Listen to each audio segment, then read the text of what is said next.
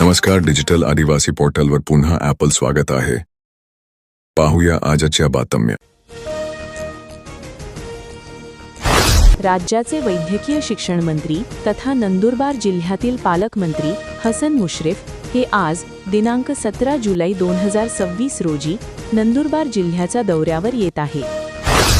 सन 2021 मध्ये घेण्यात आलेल्या जिल्हा परिषद व पंचायत समितीच्या पोटनिवडणुकीवेळी मतदान बूथवर नियुक्त असलेल्या पोलीस कर्मचाऱ्यास शिवीगाळ करून मारहाण करणाऱ्या दोघांना सश्रम कारावासाची शिक्षा ठोठावण्यात आली आहे. तसेच प्रत्येकी 6,000 रुपयांचा दंड दिला आहे. भरधाव वेगातील वाहनाने दिलेल्या धडकेत दुचाकीस्वार जागीच ठार झाल्याची घटना करण चौफुलीजवळ घडली. या प्रकरणी वाहन चालकाविरुद्ध नंदुरबार शहर पोलीस ठाण्यात गुन्हा दाखल करण्यात आला आहे. राज्यात पावसाअभावी खरीप पिके संकटात सापडली आहे, तर अनेक शेतकऱ्यांवर पाऊस नसल्याने दुबार पेरणीचे संकट निर्माण झाले आहे. विदर्भ, मराठवाड्यातील काही भागात कमी पाऊस झाला. राज्यातील अनेक भागात खरीपाची पेरणी जवळपास 70% झाली आहे. अजून 30% पेरणी राहिली आहे. त्यामुळे राज्यातील उर्वरित भागात पाऊस कधी कोसळणार याकडे शेतकऱ्यांचे डोळे लागले आहेत.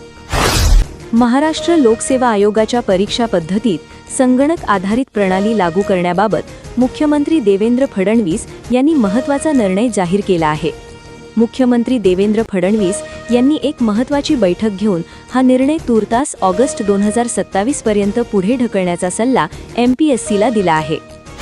अंगणात कचरा का जाळला या कारणावरून कोयत्याने वार करीत महिलेला जखमी केल्याची घटना रनाळा येथे घडली. या प्रकरणी 4 जणांविरुद्ध नंदुरबार तालुका पोलीस ठाण्यात गुन्हा दाखल करण्यात आला आहे.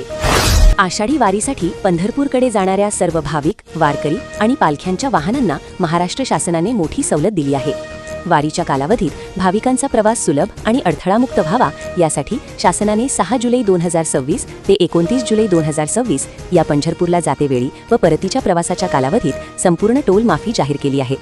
या निर्णयाची काटेकोर अंमलबजावणी करण्यासाठी नंदुरबार जिल्ह्यात पथकर माफीच्या विनामूल्य पास आणि स्टिकर्सचे वाटप सुरू करण्यात आले असल्याची माहिती उपराजशिक परिवहन अधिकारी जयश्री दुतोंडे यांनी कळविली आहे. शहादा तालुक्यातील कुकडेल येथील संजय तोताराम पाटील यांच्या शेतात चोरी झाली आहे. चोरट्याने शेतातून 30,000ची विद्युत मोटार, 20,000चे पाईप व केबल असे एकूण 50,000चे साहित्य लांबविले. तसेच शिरूड दिगर येथील राकेश मोहन पाटील यांच्या शेतातून आणि शहादा येथील गांधीनगरात राहणारे दिनेश रमेश पाटील यांच्याही शेतामधून केबल चोरीला गेली आहे. याबाबत संजय तोताराम पाटील यांनी शहादा पोलीस ठाण्यात फिर्याद दिली आहे. त्यानुसार अनोळखी विरुद्ध गुन्हा दाखल करण्यात आला आहे. राज्यातील महिलांच्या सुरक्षितता व सक्षमीकरणासाठी आवश्यकतेनुसार नवीन शक्ती सदन आणि राज्य महिला गृहांची स्थापना करण्यासाठी प्रस्ताव सादर करावेत. ज्या जिल्ह्यांमध्ये शक्ती सदन किंवा राज्य महिला गृह उपलब्ध नाही अशा जिल्ह्यांना प्राधान्य देऊन ही सुविधा उभारण्यासाठी आवश्यक कार्यवाही करावी असे निर्देश महिला व बालविकास मंत्री आदिती तटकरे यांनी दिले. नंदुरबार येथील डॉक्टर बाबासाहेब आंबेडकर इतर मागासवर्गीय व नवबौद्ध मुलींच्या वसतिगृहातील विषबाधा प्रकरणाची सखोल चौकशी करून दोषींवर कठोर कारवाई करण्यात यावी अशी मागणी वंचित बहुजन आघाडी प्रणीत सम्यक विद्यार्थी आंदोलनातर्फे करण्यात आली आहे. याबाबत जिल्हाधिकारी यांना निवेदन देण्यात आले. भरधाव वेगातील आयसरने समोरून येणाऱ्या दुचाकीला धडक दिल्याने अपघातात 1 जण जखमी झाल्याची घटना तळोदा तालुक्यातील मोड गावाच्या पेट्रोल पंपाजवळ घडली. अपघात प्रकरणी चालकाविरुद्ध तळोदा पोलीस ठाण्यात गुन्हा दाखल करण्यात आला आहे. नंदुरबार येथील आंतरराष्ट्रीय कृष्ण भावनामृत संघ इस्कॉन यांच्या वतीने 18 जुलै रोजी श्री जगन्नाथ रथयात्रेचे नंदुरबार येथे आयोजन करण्यात आले आहे. शहरातील मोठा मारुती मंदिरापासून दुपारी 2 वाजता रथयात्रेला सुरुवात होईल. ही रथयात्रा जळका बाजार, सोनार गल्ली, सोनार खुंड, महाराष्ट्र व्यायामशाळा, हाट दरवाजा, गांधी पुतळा, नेहरू चौक, नगरपालिका, आमदार कार्यालय, अंधारी चौक या मार्गाने निघेल. सायंकाळी 6 वाजता संजय टाउन हॉल येथे रथयात्रेचा समारोप होईल. तसेच 7:15 वाजता प्रवचन व कथा, रात्री 9:30 वाजता भोजन प्रसाद आणि रात्री 8 वाजता नाटिका यांचे आयोजन केले आहे. या रथयात्रेत भाविकांनी सहभागी व्हावे असे आवाहन इस्कॉन नंदुरबारतर्फे करण्यात आले आहे. यंदा मान्सूनने नंदुरबार जिल्ह्याकडे पाठ फिरविल्याने खरीप हंगाम अक्षरशः संकटात सापडला आहे. पावसाच्या दीर्घखंडामुळे शेतकऱ्यांच्या आशा धुळीस मिळू लागल्या असून अनेक भागांत पेरण्या रखडल्या आहेत. जिथे पिकांची उगवण झाली तीही आता पावसाअभावी करपू लागल्याचे विदारक चित्र आहे. त्यामुळे जिल्ह्यावर दुष्काळाचे सावट अधिक गडद होत चालले आहे. या गंभीर परिस्थितीची दखल घेत नंदुरबार जिल्हा तातडीने दुष्काळग्रस्त घोषित करावा अशी मागणी पालकमंत्री हसन मुश्रीफ यांच्याकडे करणार असल्याची माहिती आमदार चंद्रकांत रघुवंशी यांनी दिली. शहादा शहराची ओळख विकासाऐवजी खड्ड्यांचे शहर अशी होत चालली असून शहरातील प्रमुख रस्त्यांची दयनीय अवस्था नागरिकांच्या संतापाचा विषय ठरत आहे. रस्त्यांवर पडलेल्या जीवघेण्या खड्ड्यांमुळे वाहनधारक, शाळा महाविद्यालयीन विद्यार्थी, पादचारी तसेच रुग्णांना दररोज मानसिक आणि शारीरिक त्रास सहन करावा लागत आहे. मात्र नगरपालिका प्रशासनाकडे वारंवार तक्रारी करूनही कोणतीही ठोस कार्यवाही न झाल्याने अखेर पालिकेचे नगरसेवक कल्पेश पटेल यांनी पुढाकार घेत हॉटेल पटेल रेसिडेन्सी समोरील मुख्य रस्त्यावरील खड्डे स्वखर्चाने खडी, सिमेंट व रेती टाकून बुजवले.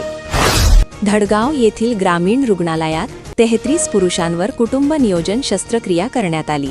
वैद्यकीय अधीक्षक डॉक्टर कैलास ठाकरे यांच्या मार्गदर्शनाखाली आयोजित या शिबिराला मोठा प्रतिसाद मिळाला असून शिबिर यशस्वीरित्या पार पडले. पावसाळ्यात निर्माण होणारा दळणवळणाचा प्रश्न लक्षात घेता नागरिकांना रेशन दुकानावर धान्यासाठी चक्रा माराव्या लागणार नाहीत. पावसात भिजत रांगेत उभे राहावे लागणार नाही. थेट 3 महिन्याचे धान्य एकाच वेळी दिले जात आहे. सातपुड्यातील स्थिती पाहता या भागात जून महिन्यातच धान्य पोहोच केले गेले. राज्यातील कोणतेही गाव स्मशानभूमीपासून वंचित राहू नये यासाठी ग्रामविकास विभागाने आता आक्रमक पाऊल उचलले आहे. गाव तिथे स्मशानभूमी या संकल्पनेची अंमलबजावणी अधिक कठोर करण्याचा निर्णय शासनाने घेतला आहे. शासनाच्या या निर्णयामुळे स्मशानभूमी नसलेल्या 31 ग्रामपंचायतींना याचा सरळ फटका बसण्याची शक्यता आहे. नंदुरबार जिल्हा निर्मितीनंतर कार्यरत असलेल्या 639 पैकी 304 ग्रामपंचायतींमध्ये गत 26 वर्षात कोणत्याही प्रकारे स्मशानभूमी बांधकाम करता आलेले नसल्याचे भीषण वास्तव नंदुरबार जिल्ह्यात आहे.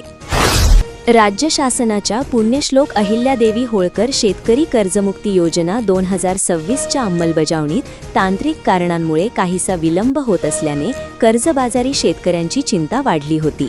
मात्र शासनाने शेतकऱ्यांना मोठा दिलासा दिला आहे. तुम्ही हा व्हिडिओ कुठून पाहत आहात? तुमचं नाव आणि गाव कमेंटमध्ये नक्की लिहा. निवड झालेल्या प्रेक्षकांचं नाव आणि गाव पुढील व्हिडिओमध्ये घेतलं जाईल. अशाच नवनवीन बातमीसाठी आपल्या YouTube चॅनल डिजिटल आदिवासी पोर्टलला सबस्क्राईब करून घ्या.